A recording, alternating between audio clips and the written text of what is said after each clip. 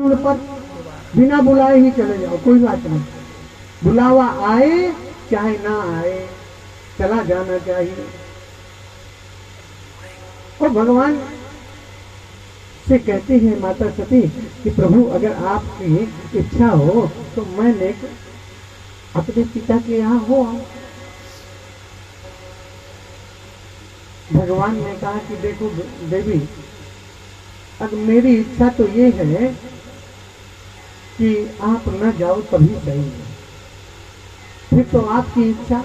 अब जो भगवान शिव के साथ में हुआ है वो भगवान शिव छुपा रहे हैं, लेकिन आजकल पता है अगर स्वामी जी अगर कभी आपके मायके चले जाए ना और धोखे से अगर बैठे रह गए और धीमे से चाय भी नहीं पूछी गई है, सब लोग अगर शादी में कभी पहुंच जाए स्वामी जी, तो महाराज शादी पर पहुंच जाए, अगर धीमे से बैठाल करके चले जाए, भूल जाए, थोड़ा विलम्ब हो जाए, तो क्या कहेंगे घर में आके, तुम्हारे घर में गए किसी ने चाय तक के लिए नहीं पूछा। हा? तो भगवान ने यही कहा कि देखो अगर मेरी इच्छा तो यह है कि आवत मेरी नहीं और नैनन नहीं सने, तुलसी वहां न जाइए चाहे कंचन बरसे में। आवत मेरी नहीं, नैनन नहीं सने, आवत में प्रेम आने के बाद में अगर प्रेम ना हो, आवत मेरी नहीं और नैनन नहीं सने, तुलसी वहां न जाइए चाहे कंचन बरसे। चाहे खूब सारा धन मिलना हो पर वहां नहीं जाना चाहिए जहां पर तिरस्कार होने वाला हो। इसलिए भगवान शिव जानते हैं और कहते हैं कि सती तुम मत जाओ। पर कहते हैं सती माता कहती है देखो ना, मेरे पिता के यहाँ यज्ञ हो, मैं जाऊं नहीं, देखो अच्छा नहीं लगता है, मेरा मन बहुत प्रफुल्लित है और मैं जाने के लिए तैयार हूँ, कम से कम माँ से तो भेंट हो जाएगा। बोली भक्तवत्सल भगवान की, आज मंगलवार है, बोली भक्तवत्सल भगवान की।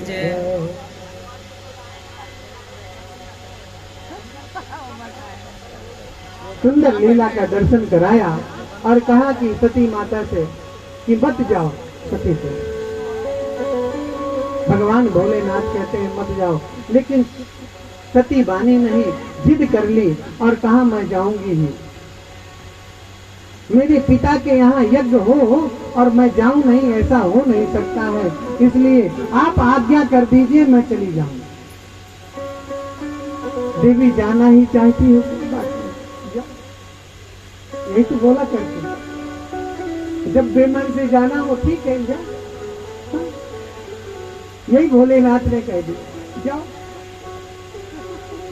जब आगे चलने लग गई तो सुरक्षा का ध्यान आ गया। भगवान भोलेनाथ ने कहा अकेले जा रही है, पता नहीं कैसी व्यवस्था हो जाए, क्योंकि मेरे साथ में जो घटना घट चुकी है पता नहीं वहां क्या घट जाए।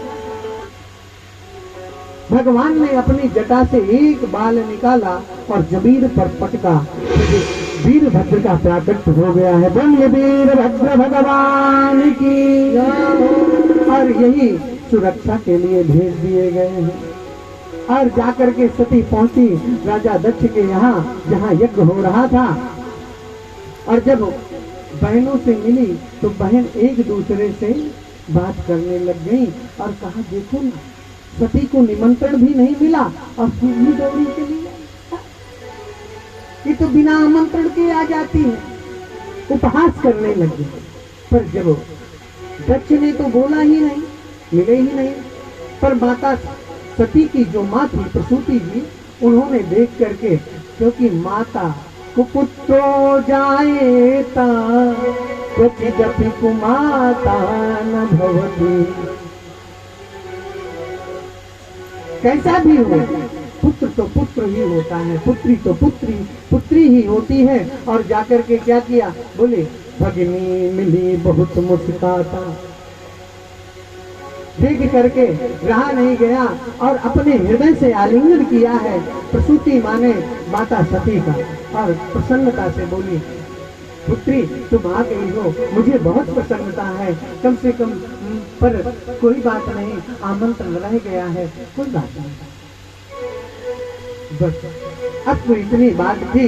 और जब माता सती जाकर के यज्ञशाला पर दर्शन करने के लिए गई कि यज्ञशाला में दर्शन करती हूँ, जब यज्ञशाला में दर्शन किया तो सबको तो स्थान दिया गया था, लेकिन भगवान भोलेनाथ जी को नहीं दिया गया। भगवान भोलेनाथ जी का आसन नहीं था।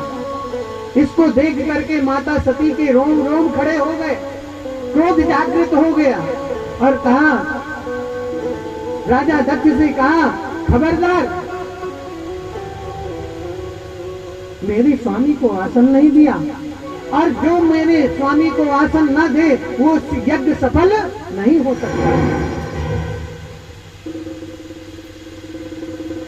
कहा, मेरे स्वामी को आसन नहीं दिया। राजा दक्ष को देख करके रहा नहीं गया। अब तो ये दृश्य देख करके सुखदेव जी महाराज कहते हैं, राजा परीक्षित जरा इसका भी दर्शन कर लो। अब श्रापा श्राप होने लग गया। नंदीश्वर भी यहाँ आए हुए थे, एक दूसरे को श्राप देने लग गए। कह दिया कि तुम मारे जाओगे, और ब्राह्मणों को भृगु देवता जो वहां पर वेद